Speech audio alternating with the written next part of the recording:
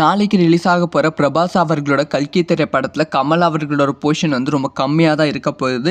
இது வந்து ரசிகர்களுக்கு சற்று ஏமாற்றமான விஷயமா இருக்க போகிறது. இதை பற்றி டீட்டெயிலாக தான் பேச போகிறோம். அதாவது கல்கி திரைப்படத்தில் கமல் அவர்கள் நடிக்கிறாங்க சொன்ன உடனே வந்து ஒரு விஷயம் வந்து இணையதளத்தில் பரவியது. இதை வந்து கல்கி படக்குழும் உறுதிப்படுத்தியிருந்தாங்க.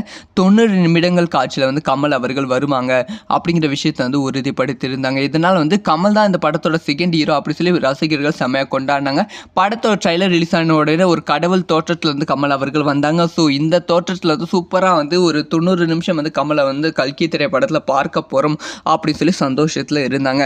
ஆனால் ஆக்சுவல் மேட்டர் என்னன்னா 90 நிமிஷம் கமல் அவர்கள் வரமாட்டாங்களாம். வெறும் வந்து 20 நிமிஷம் மட்டும்தான் வந்து கமல் அவர்கள் வர போகிறாங்களாம். ஸோ கல்கி திரைப்படம் பார்ட் 1 பார்ட் 2 வந்து ரிலீஸ் ஆக போகிறது. 2 திரைப்படத்தோட ஷூட்டிங் வந்து ஒரே நேரத்தில் எடுக்கப்பட்டது.